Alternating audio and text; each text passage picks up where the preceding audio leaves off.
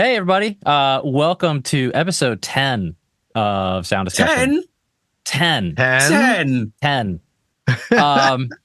Wow. Yeah. So 10 months, episode 10. We're kind of wrapping up the year here. And what a year it's been. Yeah. I don't want to do a full recap, but we've had some really great guests. We've had some really great feedback from our guests and our listeners.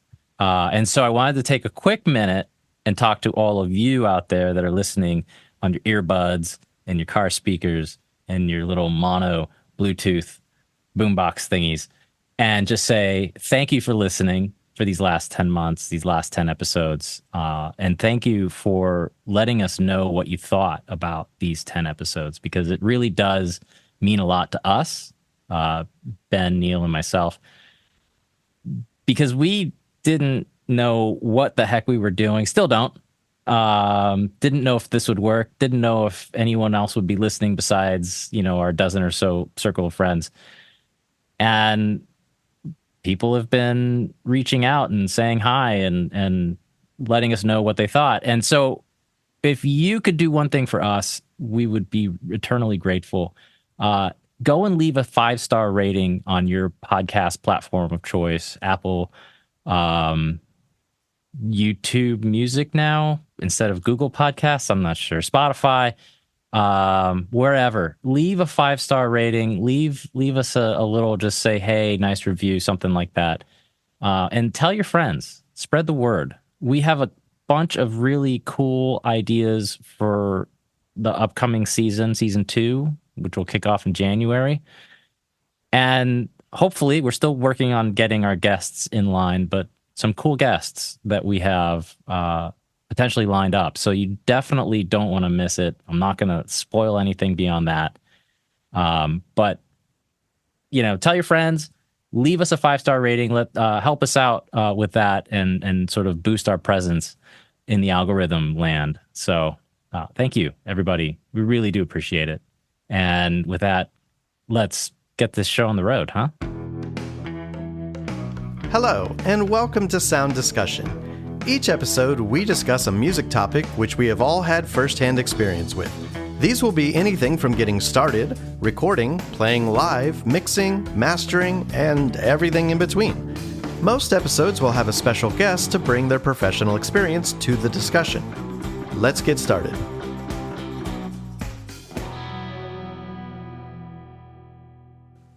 Well, look, it's really good. There's no guest this month. It's just the three of us. I thought we'd talk about something that I know I've been asked quite a lot down the years. I'm pretty sure Nate and Neil have been asked this a lot. Oh, yeah. DAWs, DAW, call it what you like. I've been asked so many times, which one should I use? And I always give the flippant answer, which is whichever one you want. But is that true? Because I'm going to make a statement, right? They all do the same thing. No? And the answer to that is they do all do the same thing. They record noughts and ones of music and allow you to produce music and do MIDI and stuff. Yeah. But they're not all the same, right? I hear your hesitation, because is the answer the right answer or the wrong answer? They're not all the same, are they? That's the bottom line. They are not all the same. They're not all created equal. They are and they're not. Right? Again, another... Welcome to the nebulous world of what the heck do I use to record my music with? Exactly. So here's the things I want to cover from each of us. And I hope these are interesting for everybody who's listening. I want us to cover the first DAW we ever used. First one we ever saw, ever used, ever touched. I want us to touch the first one we really used, actually got into. Okay. If we're not using that now, and it's quite possible you're still using that now, what we switched to and why. And then I want to know, how many times have you switched DAW if you're not only on your first or second one, right? And I think this is really interesting, because I think then what we'll do is at the end, and we'll try and keep this episode to a sensible length, right? Because we have a habit of waffling. So at the end, I want us to cover, are they all the same? Is one better for one thing and one's better for another? Does it matter which one you pick? And then we'll see where we get to. That's what I thought we'd do today, because I think it might answer a lot of questions. Yeah. Okay. This is definitely a topic that people ask. This is Hold one on. that. Oh, go ahead. No, I was just say, let me go grab my can of worms. I want to open it. Oh, yeah. Oh, here we go. Yeah. Okay. So, shall I get this ball rolling? Shall I kick this off and then we'll go around from there? Okay. And feel free to ask me any questions you like about this journey, because it's going to be a wild ride. Ooh, here we go. So, first DAW I ever used was an Atari 1040 ST running Cubase in 1993, 4. Let's go with somewhere around there. So I've just showed how old I am, right? Because wow, I've only heard about those. Yeah, in museums and stuff, right? I think they're at the Smithsonian, man. Yeah. So my best friend at the time had a studio that had a 1-inch 8-track tape recorder with a SMPTE time code, a full 16:4:2 mixing desk, and an Atari 1040 ST running Cubase plugged into the SMPTE time code, and you could spool the tape backwards and forwards from the computer. I know, it was incredible. Jeez.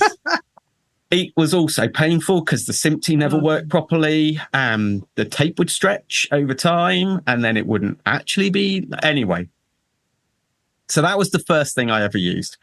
And to be honest, it was absolute pain and misery. I can imagine back then it was easier for studios just to record on tape and just not bother with the whole sequenced computer thing. But he had a Roland JV1080 sound module for his keyboard that you could record on the Atari and then play guitars to it in the studio. It was wow.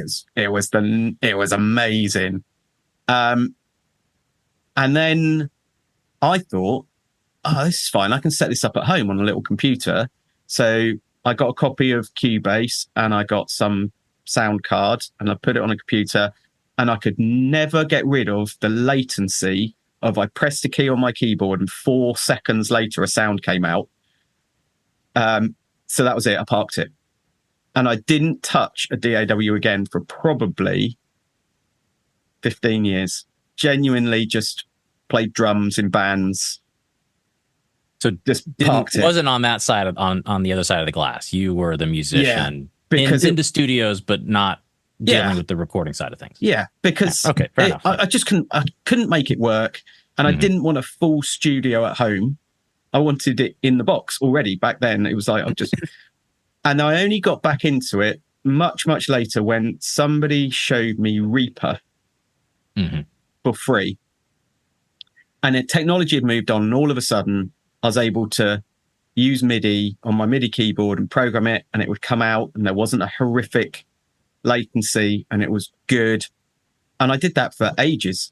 I wrote, in fact, the first 15 songs I ever wrote were in Reaper, with all that entails. So plugins. What was your interface at that time? I had an M Audio, something or other, 2-channel with MIDI, and that was it. I mean, those boxes were workhorses. I had one too. I don't think anyone really has anything bad to say about those early M Audio models. That's pretty much all there was, and they did what they were supposed to do. So you were using Cubase. Did Cubase come with, or did you buy that separately with your audio interface? Or so the M Audio interface I bought secondhand off eBay, so it didn't come with anything. So it didn't come with, So I got Reaper for free off the internet. In fact, I think in the end I paid the $60 for the permanent license for Reaper because it was $60, and it was like, sure, yeah, why not, right? And I've got to say, it's a perfectly usable DAW. If you can get past everything just looks like sliders, buttons, and numbers. It doesn't look like an LA2A. It doesn't look like it works perfectly. Yeah, I've got some things to say about that when it's my turn. For me, it's one of those, it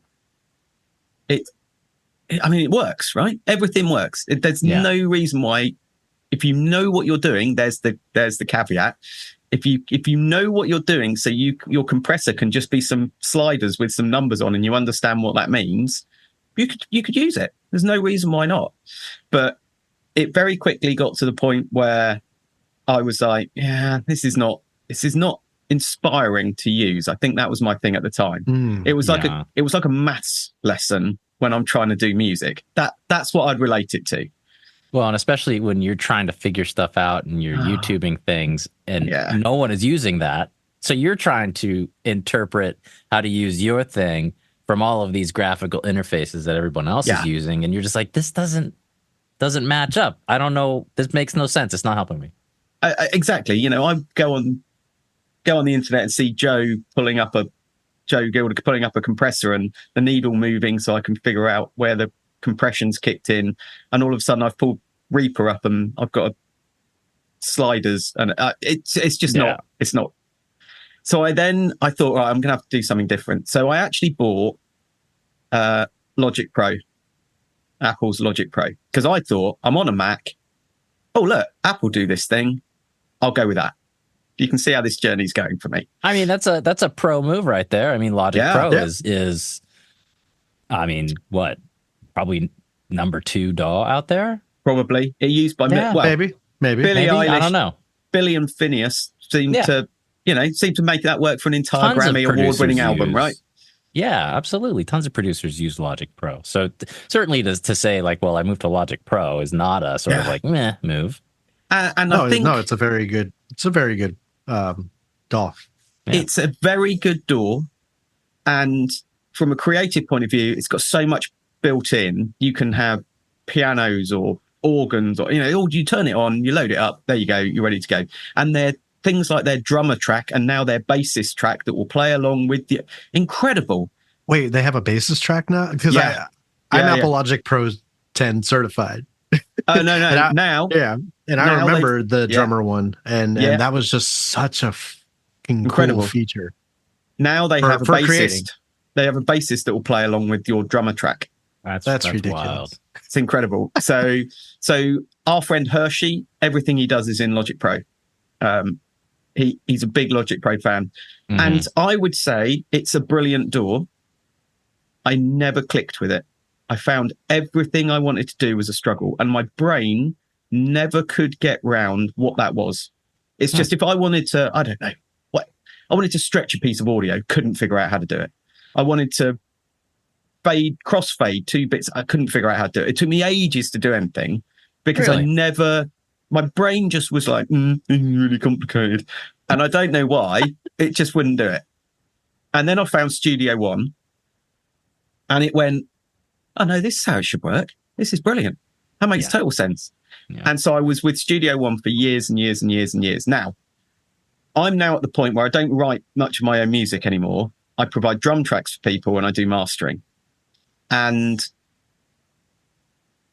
it was about 5 weeks ago, and no, maybe a little bit more than that.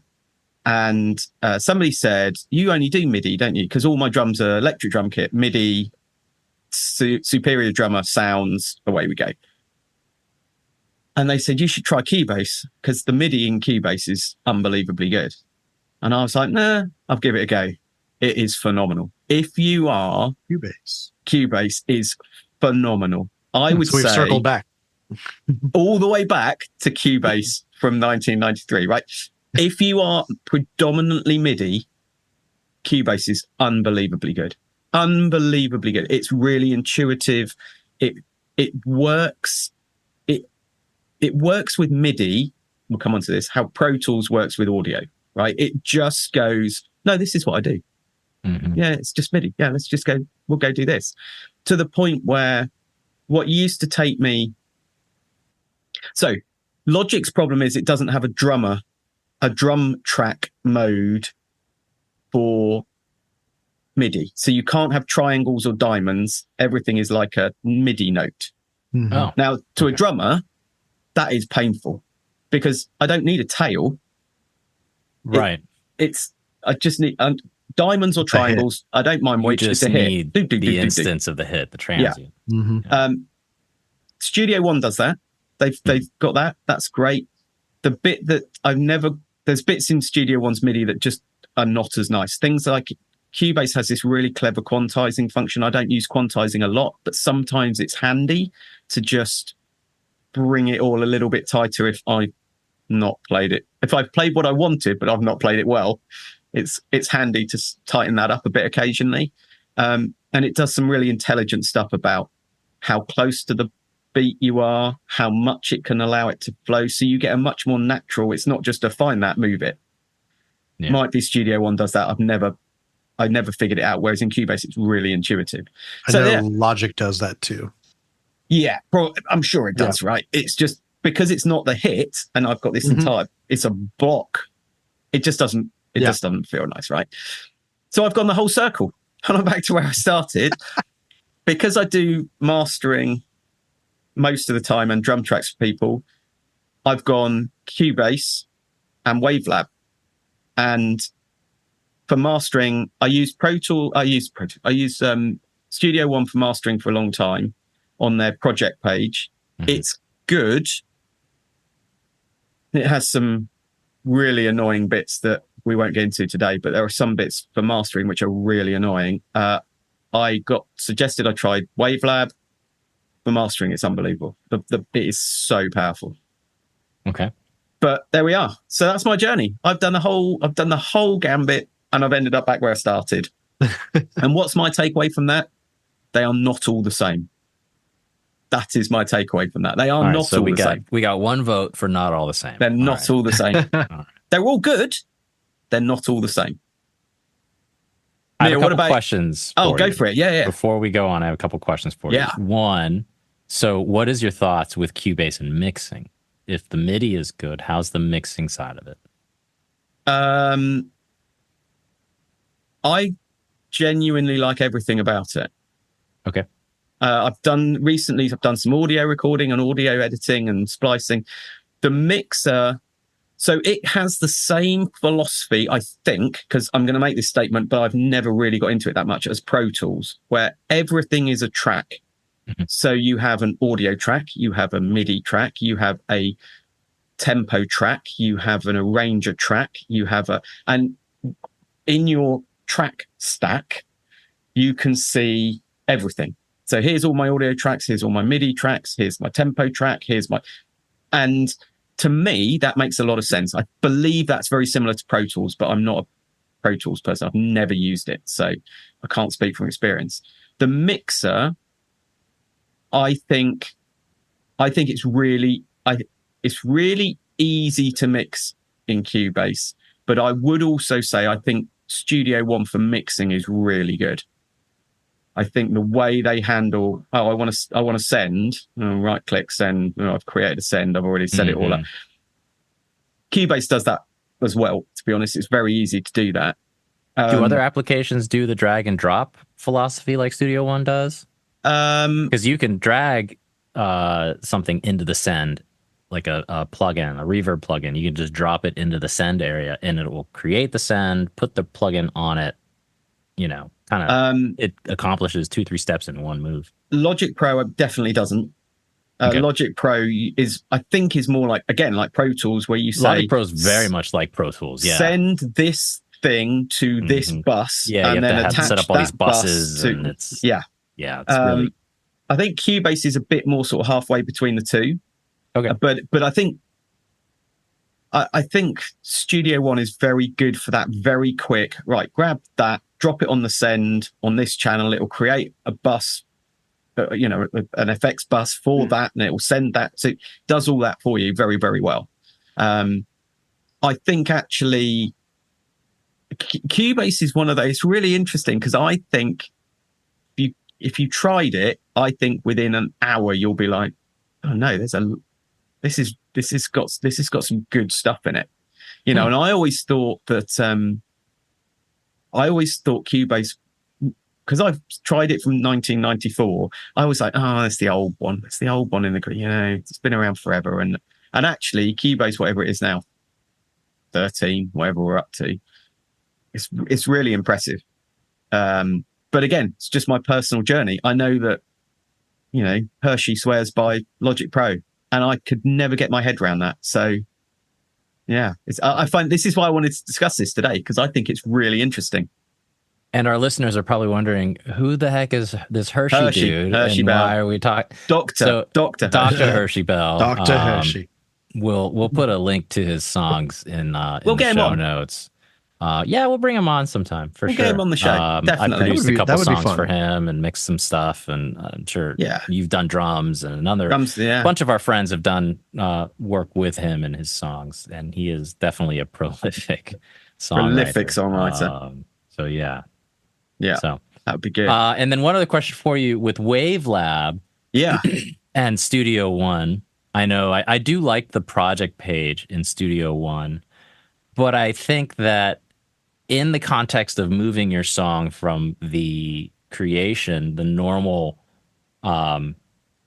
song page into the project page makes sense. But if you're purely a mastering engineer, does the project page really have any benefits over just mastering a song in the song page area? Yeah, definitely. Okay. Definitely. It allows you to have it. Yes, because of the way the workflow works.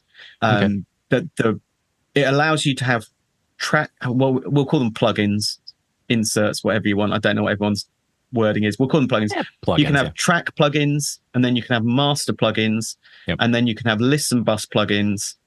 So instead of you having to set up buses all the way down to have your track go down, you can just, it allows you to have, track-based plugins and then master plugins. And when you, in the timeline, you can see your song, it's effectively like having a track for each song in your normal DAW, and then you've spaced the songs out across all the different tracks, and then all of those go to a master bus, and then all of those go to an output bus.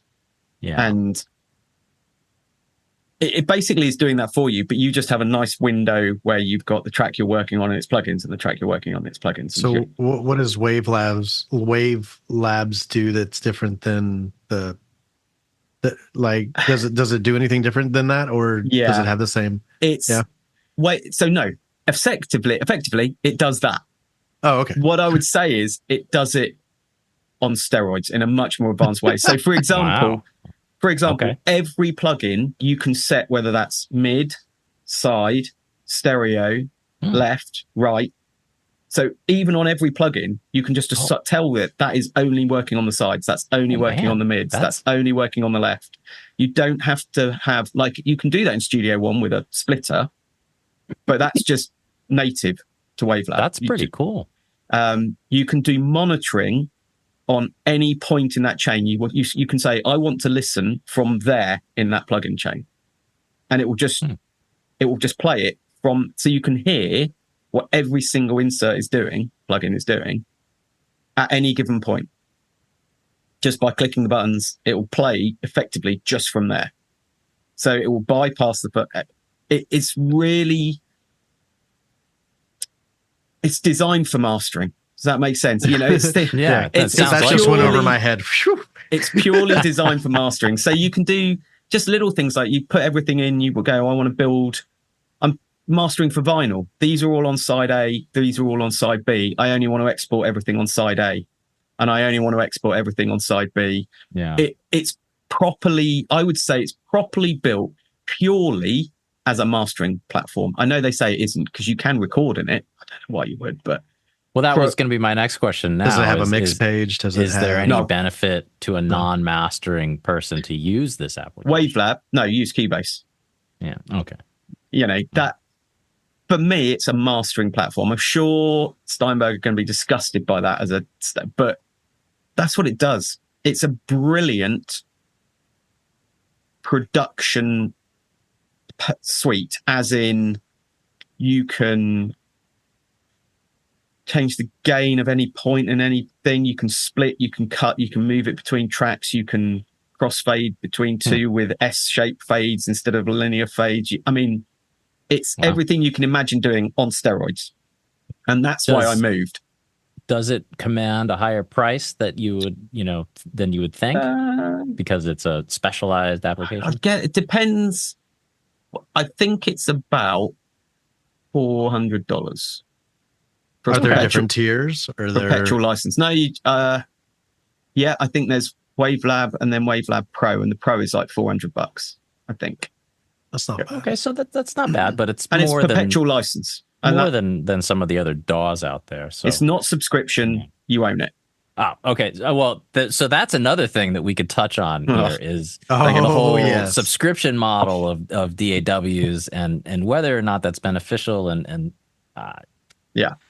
Aside from, I mean, so I'm on Netflix and I have YouTube Music and a bunch of other subscriptions. But when it comes to my music making, I do not like subscriptions at all. I don't want to have my DAW on a subscription, my plugins. No, thank you.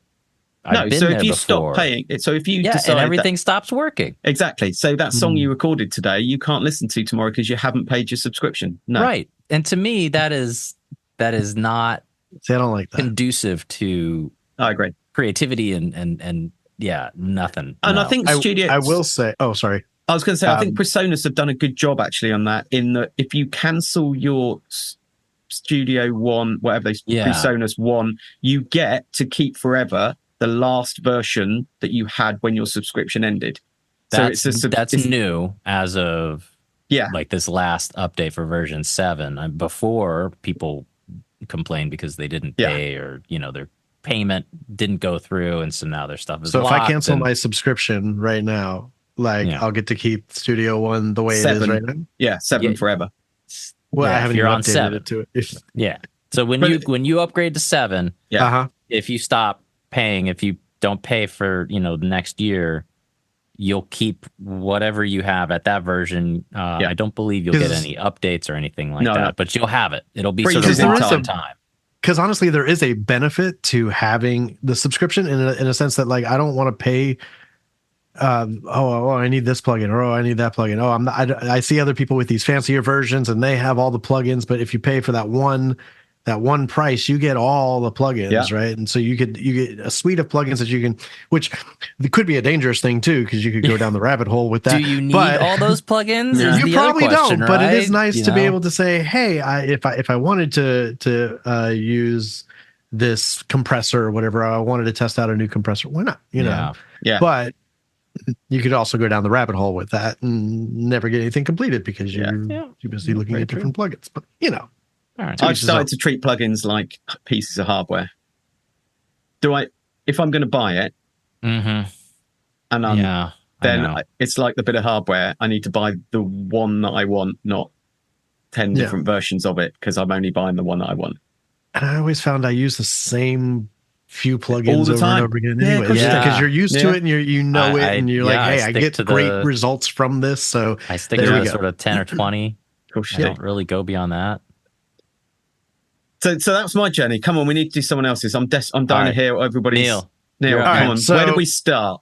Well, okay, so in about 2001, 2000, I was in a Christian rock band, and we wanted to record the songs that we had. And my guitarist in the band, he had Cubase, and it was on a dinky computer, and we spent a Saturday at the church and we recorded, and he spent, I think, about 3 months trying to piece it together and mix it. And I went over and I watched him do it, and I was like, man, this is really cool. It's all digital and no tape, none of that. That was in 2001, but I was still more just interested in playing out. And then I got married and all that stuff. So didn't, got away from music. But then I wanted to record a song, and I wanted to know how to do it. And so I saw that there was an M Audio interface for sale at Guitar Center, and it came with Pro Tools SE. I don't know if you know what Pro Tools SE is. It is there's Pro Tools Intro now. This was worse. There was no mix window. This was worse. There was no faders, no mix window. You only had the edit window, and you only had 8 tracks, and only one of them could be an instrument track. And I recorded the shit out of that. I learned Like, cause, Wow. and it was Pro Tools. It was Pro Tools. And I was looking online and I found Graham Cochran. He was also using Pro Tools, is Recording Revolution. And 5 Minutes or to a Better Mix, that series really hooked me. And I was like, oh, I want to know how to do that. Oh, I want to be able to do that. And I recorded as much as I could, even if it sounded like shit. I didn't care. I was in a walk-in closet. That was my studio. I was hanging up mattress foam or whatever, just to kind of deaden it. And there Those was like egg crate mattress pads. Yeah. the yellow ones. And Yep.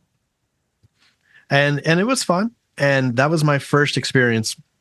So it was Pro Tools SE. And then I got a little bit of money and I was like, I really want to upgrade because I want actual features.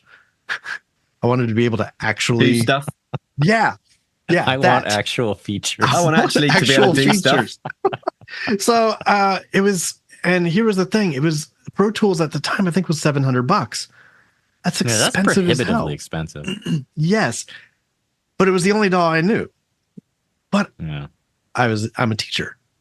So there was a educator discount. So I got Pro Tools for $399, which is way easier to swallow than, $700. That's too much, especially back in 2000 and I don't even remember when it was, 12, 11. I don't remember when.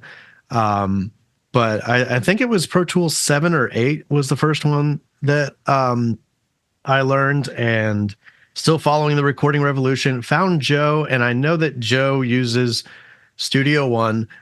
I still couldn't, like, I could see what he was doing, and it was the same things that I could do in Pro Tools. And I know Studio One has these really cool features that Pro Tools doesn't, but I always felt like whenever I was using Pro Tools, I felt more musical with it. I felt like it was the one that gave me the most feel of I'm a mix engineer. I'm a producer. I felt the most musical with Pro Tools, and maybe it was because I used it the longest and the most, and I really understood and learned all the ins and outs of it. I can create a bus. I know it takes a few more clicks to do extra stuff. Like, I love the feature in Studio One where you can just click solo and it solos that chain or whatever, and you can't do that in Pro Tools. At least I don't know. Maybe you can now. But like things like that, I didn't care that I was just clicking buttons. It still felt musical to me. And so, but I don't use a Mac. And Pro Tools works best on a fucking Mac. And so not only are you paying a lot for your DAW, you're also paying a lot for your computer. So there's a high cost of entry into that world for sure. Yeah, and I was into also like building my own computers, which is why I don't use an Apple computer. You can't build an Apple computer. So, but the problem is every time Windows would do an update, Pro Tools would quit working, or Pro Tools would start crashing. Pro Tools, it frustrated me, and I remember complaining to Joe, like, and Joe was like, just switch to Studio One. I don't want to. Yeah, it's never as easy as just ... I get it. The learning curve is always huge. Yeah. Yeah, and I was able, with an educator discount, back then, I don't remember which Studio One version it was. I think it was 2. I was able to get it for like $70. The professional one, the one that's normally like $299. Yeah, I think so. I was able to get that, and I was like, well, no, I think I got it for $50. I can't remember, one of those, either 50 or 70. And I was like, well, why not? Right? It was a Christmas sale or something like that, and I had the educator discount, so I got it. And I was like, okay, I'll play around with it. And I switched to it for a while, and I didn't feel as musical with it. That's the thing. Like when you choose your DAW, you gotta feel like you gotta feel musical with it. Yeah, does that make sense? I don't know how to describe it. Like, I feel like, if you're uncomfortable with the workflow, it impedes your creativity, and there we go. Yeah, you don't. Yeah. You're not flowing with everything like you are with the DAW, that you are just, you could navigate with your eyes closed, basically. Yeah. And that's different for everybody, right? Because that was my problem with Logic. My brain just went, nah. It's not, which is hilarious because yeah. I feel like Logic is is closer to the workflow in Studio One than it is to Pro Tools. Really? Yeah. It feels like a Pro Tools clone to me. Now I don't know. I mean, you got the inspector. You've got I've noticed there's a lot of things similarity that maybe they drew from each other when they were creating, like the inspector window. That is definitely Logic, and Studio One have that. And also in Cubase. There you go. Yeah, that's not a Pro Tools thing. So, and then for a while there, I decided to switch back to Pro Tools, and they came out with that whole subscription model, and Pro Tools worked with Windows 10 for a while. It was good. And then it wasn't. And then it started to crash again. And then it started and the whole what is that? Low key or whatever, the USB thing that you have to plug into your computer to make Pro Tools work. What is that called? The iLock. iLock, that's what it's called. I freaking hate that thing. The iLock. It would always be like, oh, you got to sign in order for it to work. And it just didn't work well. That also didn't work well with Windows machines. But anyways, so I fired up Studio One recently, about a couple years ago. I fired it up again, and it worked perfectly. It fires up and loads up on Windows machines just like that. And so now I'm currently back on Studio One. I may switch back one day. I'm not going to lie. I may switch back only because I just feel so much more comfortable doing work in Pro Tools. And I did mention that I'm Apple Logic Pro certified, but that's because I taught the class at Clearwater High. And so I had to get certified for it.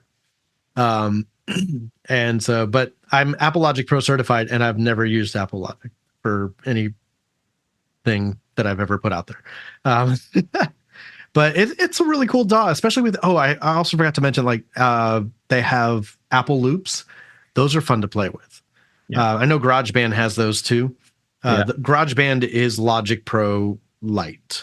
Yeah. And on iPad and your phone. Mm-hmm. Yeah, that's with another the new thing. versions of Logic, it does give you that ability to run Logic on your iPad. I think on your phone. That's cool. GarageBand was plenty effective on your iPad for sort of like idea type stuff. I have an iPad, and plenty of times when I was commuting back and forth to work back in the before days of the pandemic, when I actually had to go to work, go out of the house, I would sit on the train and I would play with the little keyboard and my fingers and guitar strums and just sort of just get some ideas down as I was riding the train, and good enough to just capture what I was thinking. Because I certainly couldn't hum anything.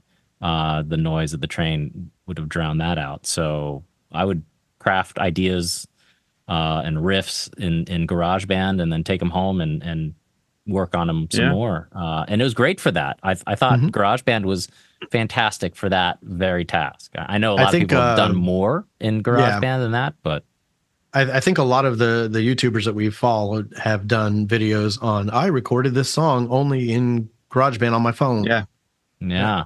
And I mean, what they've done, what they can do is incredible with GarageBand. I never fully realized any of that. But yeah, what I've heard coming out of GarageBand is just pretty impressive. Incredible. Yeah.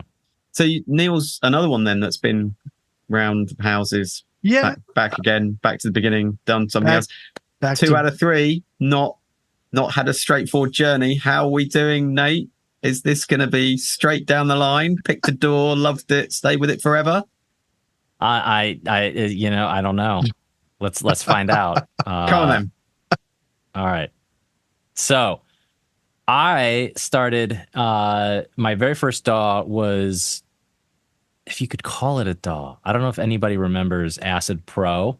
Mm-hmm. Yeah. Yeah. This would have been around 2001, 2002. That would be my first instance of computer music, if you will. I didn't have any way to record anything, so I was just messing around with loops. I was big into like house music back in those days, so I would just do like my own sort of just house songs with the baked in loops. I didn't record anything. I was just loop building. But I was also a DJ, both on the radio and at club shows and house shows. So I would make, sort of like sort of transitional loops to go between some of my songs, or some of my records rather, that I would mix with when I actually had like two turntables and a microphone. But Where's that? Anyway, sorry about that. So yeah, Acid Pro back in like 2001, 2002, and I used that for a couple of years, and then I was doing the band thing. So I kind of stepped away from recording, but I played in bands and went to recording studios, and I always thought that world was fascinating. But it was never a thing that I thought I could do or wanted to do at that point in my life. Hindsight's always 2020. I wish I could go back and, tap myself on the shoulder and be like, hey, dude, let's double down on this. Yeah, go back over to the control room and sit down with that guy and talk to him. Don't mess around, doing other stuff. So yeah, I wish I had maybe taken some more stock in that at that time. But anyway, I didn't, and here we are. So my first interface that I ever bought was a 2-channel Mackie interface. Nothing great, nothing terrible. Just, it did the job. It did the job. And it came with a version of Tractor. Yeah. Which is it around anymore? I think it's still around. Is it? I know it got bought by some other companies and this and that. But yeah, it came with a free version of Tractor, which was just miserable to use. It was terrible. I had no clue how it worked. I didn't get it to work very well, aside from just recording, a couple of tracks here and there, and I could never figure out how to mix it. So it was very short-lived, and it was free. So I was like, whatever, fine. Then I found Reaper, and that was, a revelation, right? Because it was a proper DAW. Yeah. But again, I found it to be way too advanced for me. So it was kind of like the other side of the pendulum, right? It was too much. And to your point, Ben, the graphical interface left me lacking. Like all these plugins did something, but I had no clue what they were doing because there was nothing that told me what they were doing. Reaper is a maths lecturer doing a music class. That's what that is. And the sliders, like it didn't add up what I was seeing on YouTube versus what I was seeing on my screen. I could not make the two come together. And free plugins back in that day. So this would be around 2015, I think. And plugins back then, free plugins were not great. There wasn't a lot available, and I was piss poor, so I could not. And certainly Waves was stupid expensive back then. Now everything Waves is like buy 3 for $100 or always on sale. Bucks. It's always on sale. So yeah, I could not afford any of the premium plugins. So I just tried to find everything free I could that looked like what I thought, everything else looked like an 1176 or an LA2A. I don't understand why free plugins never looked like the things they were trying to emulate. They always came up with these weird GUIs that just didn't make sense. It drove me nuts. I'm like, I just want to find an 1176 that looks like an 1176 so I can do the thing. And I could not find one. But so I did use Reaper for, I don't know, a year or so. And then I found Joe Gilder. And I think like literally I was already determined that I was going to find another DAW. I just didn't know what it was going to be. I found Joe Gilder. I probably binged like all of his videos that I could find in a weekend. And I think a few days later, after I found him, I was like, okay, I'm going to buy Studio One. I'm all in. Let's go. Because the way he talked, the way he taught, it clicked with me. I understood it. It resonated with me. And what I could see on his screen made absolute sense. So, yep, I'll buy Studio One. Perfect. Great. And I stuck with that I'm still with that. So never look back. I bought it in 2016, and I'm still with Studio One. I think I went in on version 3 was the first one, and I'm a version 6. Version 7 just came out. I have not upgraded yet for a couple of reasons, which I won't go into here. But I right now I don't plan on leaving Studio One, but I can see why some people might. And that is, everyone has their own reasons, obviously. I think that with the latest upgrades with version 7, they really focused a lot of their effort on beat makers and producers, which I consider myself a producer, but I think I'm a mixing engineer first and then a producer second, or I don't know. I'm not sure. But I don't make MIDI music. So that's where a lot of the focus has been in Studio One's updates is beat makers and MIDI, and I do neither of those things. So especially the new features in version 7 from a mixing perspective don't have any real benefit to me right away. Maybe down the road, but right now, yeah, no real benefit. So no real need to upgrade. I will upgrade at some point, but no need to do it right now. So now to that point, I can see why some people might decide to leave Studio One because there hasn't been a lot of mixing improvements over the last couple of incremental versions. I won't say major releases, but over the last couple of incremental versions, even going back into the early days of 6 and the later days of 5, there's been some improvements, but not a lot. And are there bits that's missing for you? Because you could argue it doesn't need any improvements if the mixing. Yeah, the mixing's solid. The mixing is solid. What would you change about the mixing? Like if you were to say, "Hey, Studio One, you know what? You haven't really improved the mixing in a while. Could you improve such and such?" What would you say? Well, I do have contacts over there at Presonus. And don't you run like the Ohio? I do run the meetups once a month, which, open invitation. If anyone wants to join us for the Ohio meetups or any of the other meetups, go to, I think it's events.presonus.com or hit them up on their Facebook page and you can see which meetup is happening in your area, both online and in person. I run the Ohio meetup, which is every third Thursday of every month. So feel free to join us there. Mixing improvements, I think there's just a couple of things more graphical based than not. Well,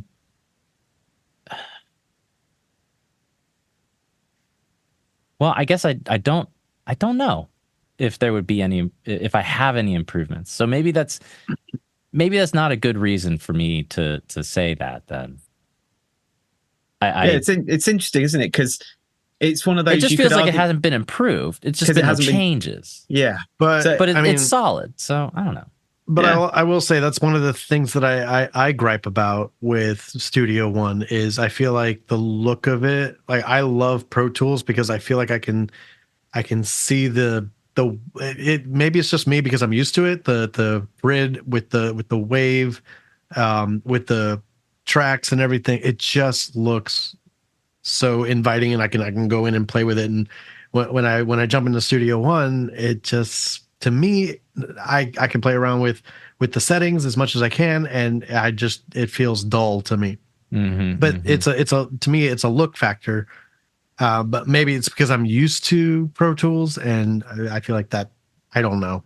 So this is a great point for me. Neil's just raised a great point. This comes onto but they're all the same, right? Mm-hmm. They're not. They're not. One will make you feel for me, right? Logic. I've got nothing against how it looks. I've got nothing against anything to do with it. Doesn't work for me. Can't tell you why. Cannot put my finger on it. It does not work for me. So yes, they're all the same. They record noughts and ones when you record stuff into them, and that they're all the same, but they're not. The subtlety in their workflow. Yes. There's been people on Facebook posts. I know, obviously, in the Studio One Facebook groups, where they've said, well, the mixing engine, the rendering engine sounds different in Pro Tools than it does in Studio One, which is just ridiculous because even if it does, right? It's not going to make your song sound better. But even if they somehow do, the way their digital to audio conversion works is subtly different. It's not different enough that anyone who's listening to your song is going to know. Yeah. No, because a Nate Kelms mix is going to be a Nate. Exactly. Right. Ben Holmes master is going to be a Ben correct, right? Master. Exactly. That is not to say. So if we just accept that they may or may not render subtly differently, no one's going to know. No one's going to know. So that's irrelevant, really, because no one's going to go, oh, they did that in Logic Pro 10, right? That's not how that's going to work. Why did I instantly Kermit the Frog? Yeah, I don't know where that came from. We probably, that will be immediately demonetized. Kermit's British cousin. Oh, shit. But I forgot my... But, yes... But they are not all the same. They work differently. Their workflows are different. The way they handle the representation of MIDI, or the way the sends work, or the way the soloing works, so you can do they all work slightly differently. And I think some do some things better than others. I think that's genuinely true. I think there's a reason why Pro Tools is standard in most recording studios, and that is because it is geared at recording audio into the box, and it's probably geared at doing that from a big console where you've got channels coming in, it records everything together. That's its bread and butter. That's where it grew up. Is Pro Tools the best at doing MIDI arrangements? I would probably guarantee you it's not, right? No. So they're not all the same. There are people that use it for that, but sure there are. I've done it too. Yeah, I'm sure it does it. Do some of them do it better than others? Definitely. Yeah.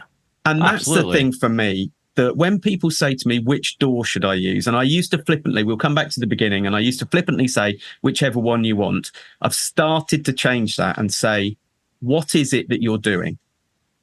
Because I think that is a better starting point than anything you want, any of them that you want. Because if somebody said to me, my band record everything live and I want to mix it, I'd probably say Studio One, really good for that. Pro Tools, really good for that. Now I think Cubase is I've fallen in love a bit with Cubase, but when it's new, so let's not go there.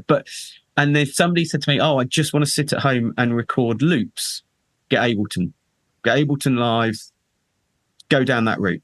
So I think there are some that are better than others that's doing certain things. But what I'd also say is they all do trials. And if you've already bought one, they pretty much all do cross-migration licenses. So I know that when I got my Cubase license, it said, do you have any other DAW? And I said, oh, yeah, I've got a full pro version of Studio One. And it went, $130. Because, do they make you surrender that license? Nope. You have to prove you've got one. Yeah. So I had to send them the email with me buying Studio One. Right. And they went, $137, whatever it is, because you've got a cross-migration license. That's cool. So that's so cool compared to when we first started. Like the trial versions or whatever that came with your digital audio or the interface. The interface, yeah. They were awful. God awful. And they didn't give you like a real snapshot of what the program, like Pro Tools SE, when I first started using it, that's awful. It was awful. It crashed. It was buggy. It hard to work. It didn't even have a mix window, right? Now if you want to start on Pro Tools, there's a free version of it and it's useful and you can use it. And I think you get like, I don't even know how many tracks, but you definitely get plenty of tracks to work with and to try it out. Whereas back in the day, you didn't have that. And now you're saying like, if you've got a full version of one DAW and you want to try another one, you got that cross. Well, I mean, most of them do free trial, like Cubase. You can download Cubase Pro for free for 30 days. I think it is. Just try it. If you don't like it, uninstall it. Your license will expire. That's the end of it. I think most of them have started to do that. And so my advice is think about what you're trying to do. You know, I know Bob Ellis, another one of our friends, he's Cubase all the way through. Writes in Cubase, mixes in Cubase, MIDI in Cubase. And I mean, we've heard his stuff, right? His MIDI arrangements are crazy. But he's a MIDI guy and Cubase is, you know, that's his thing. One of the reasons I tried it, actually, you know, after talking to Bob. So I think, you know, that's the thing, right? So decide what it is you're doing. If you're a singer-songwriter at home recording your voice with an acoustic guitar, that's very different to you want to program loops and program sequencing and right. Yeah, and if you're only recording a couple of tracks because you're a singer-songwriter and you're just trying to get your music out there, there's so many free apps now. And there's also free versions of the programs like the Pro Tools one, the Studio one, the free version, all of these DAWs. The free version of Studio One no longer exists, actually. Oh, it doesn't? As of version 7. That is correct, yeah. I did not know so that. that some people were upset about that, and I could see why. There's no sort of light or SE version. It is Pro. That is it. It's just Pro. I don't think that's a good idea. Especially with the comment. But I see, but they're also trying to compete with Ableton with like what you're saying with all the loops and the well, because they readjusted how their licensure works. I think they saw a reason to push people onto Pro and not offer the 2 light versions that they did before, because you could pay for Pro for 1 year, and then if you don't want to pay for any more upgrades for 3 years, you could freeze it at that and keep using it, no problem. And then when you're ready, you pay again, and you can download the newest version and keep going, and then stop it and just keep on locked in that version. So I could kind of see their reasoning there. Because they're giving you potentially that application for one price forever. Yeah. Right. So I don't know. Now I will say one sort of like last point before we wrap up here is the new guys on the scene. And it's not totally new, but for Windows users, it's new and it's free. And that is Universal Audio Luna. No. I don't know if you guys have ever messed with it before. I have not. Do you have to have a Universal Audio interface? Not anymore. You do not. Oh. Yeah. Okay. It used to be when Luna first got introduced, you had to have an Apollo hardware and a Mac. It was Mac only. And as of earlier this year, I want to say like March or April of this year, it changed to Mac and Windows, and you do not have to have Universal Audio hardware anymore. So I know the benefits of Universal Audio. They're great interfaces, but what is different about their audio interface, their DAW? Or not their audio, their digital audio workstation? Yeah, so the biggest difference with Luna is if you have worked with Apollo in the past, it looks like the console that you're used to with Apollo. So it's designed to very much look like and work like an actual console, an actual mixing board, a desk. It basically has your channels in line from top to bottom, you know, your input, your gain, your inserts, EQ, all that jazz, straight down to the fader, right? And it's designed to work in the real world like a mixing console. It does its own internal summing in either a Neve or an API style. So you get that sort of flavor, if you will, as opposed to not having any sort of emulated analog summing. It also integrates really well. It integrates 100% with its native application, its native plugins, because that's when it rolled out into the Windows world, is when they introduced their native versions of some of their plugins, which is why you don't have to have universal audio hardware anymore, because anybody can run these now, regardless of if you have their hardware. It sounds a little bit like the Harrison mix bus concept. Yeah, it's very, very similar to that. I don't have any experience with Harrison Mix Bus, but I've heard plenty about it. And yeah, I would say that you could draw some comparisons between those two. I've played with Harrison Mix Bus. For me, if all you do is mixing, could be really good, because it's like mixing on it's like mixing on a Harrison console. Yeah, it's simple as that. It's designed to feel like a Harrison console, which is owned by SSL now, right? SSL bought Harrison. Yeah, I think so. Yeah. So. And it does audio summing, like you say, and it's got the flavor of their transformers and everything. Right.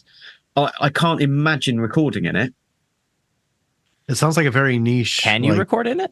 I believe it's a fully functional DAW where you can record and edit, but it's, to me, when I look at it, I go, it's a mixing console. And maybe that's the strong point of it, is really for mixing, and they just have recording in there because you kind of have to, but that wasn't its purpose.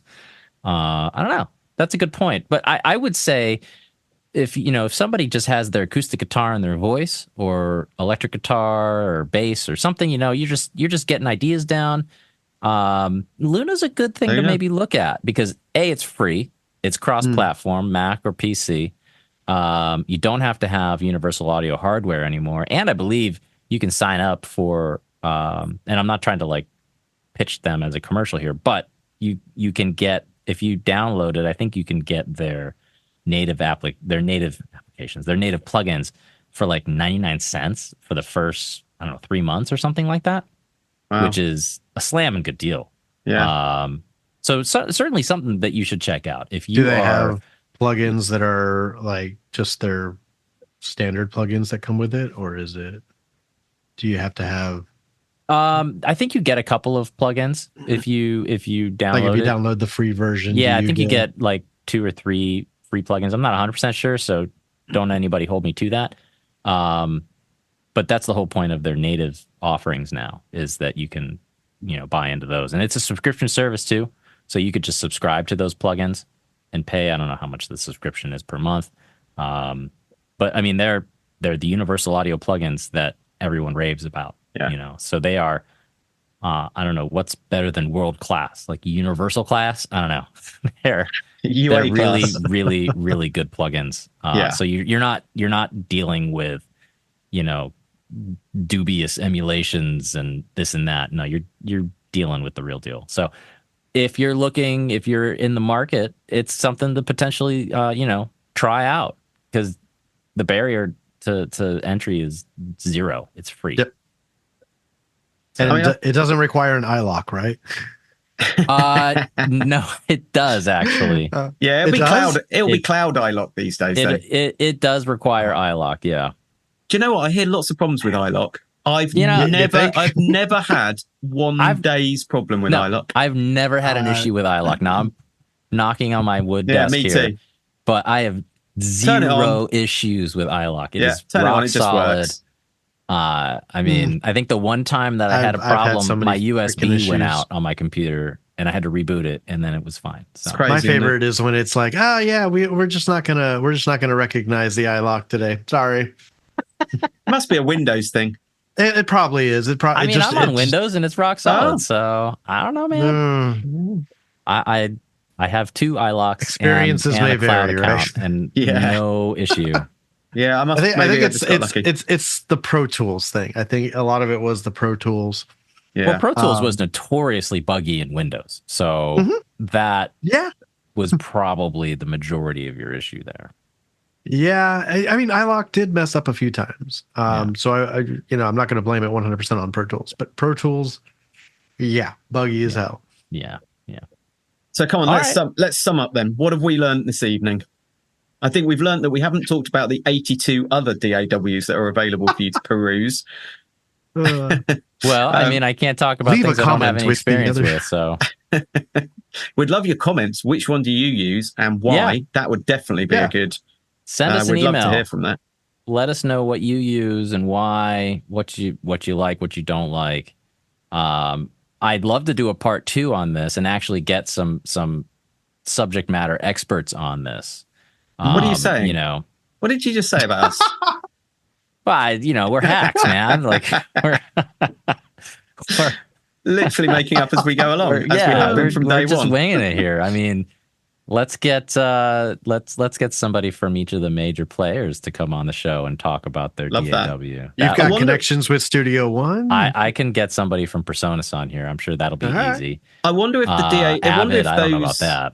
I wonder if those companies actually think their DAWs are good at one bit compared to the others, or whether they really think they do all of it. There's what they have to say, and then there's what they think, right? Yeah. But I bet you, like, hey, we've got this feature, and our digital audio workstation is great for people who are doing A and B, blah blah blah. I mean, if I was talking with somebody at, say, the NAMM convention in January, and I was, talking with the head of or the person who represented Avid and Pro Tools, and I said, "Is your DAW the best DAW?" And if they tell me point blank yes, I absolutely wouldn't believe them, because that is not true. What are you talking about? It might be the best. Of course it is. It might be the best at something, or for this key demographic, or for Neil, but is it the best DAW hands down? End of conversation? No. Yeah, exactly. So if any of those companies said to my face, "Our DAW is the best DAW, no questions asked," I'd be like, "You're lying." Watch it be Studio One that says that. And Pro Tools will be like, So I guess at that point, when somebody says, "Okay, we have a DAW, and what direction do we want to go with it?" Right? So I think that Ableton has established itself in its sort of niche corner, and they've run with that. I don't think they're trying to be Pro Tools or trying to be Logic. They have their own thing. They have their own thing going on, and they know what they're good at, and they're doing it. And they're not trying to do anything other than that. You can do other things with it. I know people that mix full songs in Ableton just fine. But that's not its main purpose. And with Pro Tools, you're not going to be, editing tons of beats and doing a ton of MIDI stuff. Your main focus there is mixing, right? And editing audio tracks. I wish DAWs, and maybe one DAW one day will come out with this, because there are separate programs for DMX, which is the lighting software. Yeah. I would love to see a digital audio workstation combine, because right now the programs out there for DMX, they're, as the Brits would call, rubbish. Especially the cheaper versions of them, like N-Tech is okay, and there's a couple of others. I know my DMX, there's a program there, and they all work, but they're buggy, and I wish, and I hate hope. I used to have to open up 2 different programs, one for the lights, one for the interface, and I wish somebody would just put the 2 together, and even or something. I think would not be surprised if that happens. I mean, certainly with Personas' show page, they have all kinds of extra tracks for controlling things via MIDI. So that's the one that would make sense to me, right? Yeah. That would make especially a lot with of the sense. show page and stuff like that. Exactly. They totally could. Yeah. They would just have to work it in somehow. And DMX, if you know anything about DMX, it is basically XLR cables, but they have a different different voltage, and so it's a different voltage control. Yeah, they're kind of backwards as to how you plug them in with the male and female ends, and all they do is they just transmit DMX signals to the lights from the DMX controller. So if there was a DMX controller program built into a digital audio workstation, the connection, especially now, there's so many more artists now that are doing backing tracks out there live. It would be such a cool integration to have both of those into one program. Just a suggestion to anybody out there that's listening. Anyone who's listening. So that's my mum. One person listening. One All right. Well, that's good. Nah. At least. All right. Well, Bye, I guess that's a wrap on this episode. Yeah, I think so. we've kind of touched I think on we've everything. covered there. everything. Yeah. I hope it was helpful for somebody. I would hope so, and I think we'll have a part 2 and a part 3 maybe of this. We'll put this idea down on paper and see what we can get from the audio side of the industry, and maybe get some players in here to maybe talk even about some of the their DAWs. previous people that we've talked to. Maybe, hey, what DAW do you use? Yeah, we could definitely reach out. We could definitely reach out and do that. Yeah, okay, that's a good idea. I'll tell you what we could do for part 2 as well is we could try. We could all try a different DAW and actually report back on. Okay.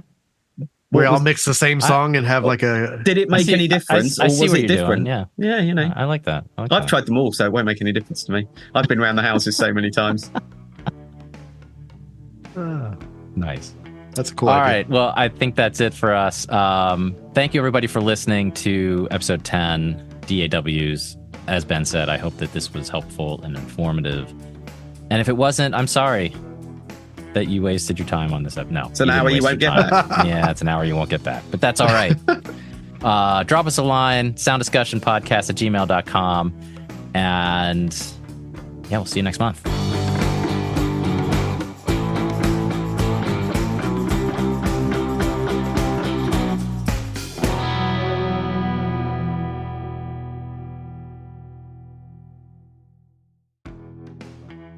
Thank you for listening to Sound Discussion. Your hosts are Ben Holmes, Neil Merchant, and me, Nate Kelms. Our theme song is composed and recorded by Jojo Timmerman.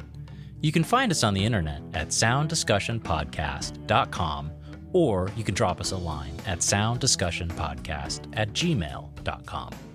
Additional show notes for this episode can be found on our website or in the description area of your podcast player. A big thank you for taking time out of your busy schedule to be part of our discussion. We look forward to having you join us again next month on another episode of Sound Discussion.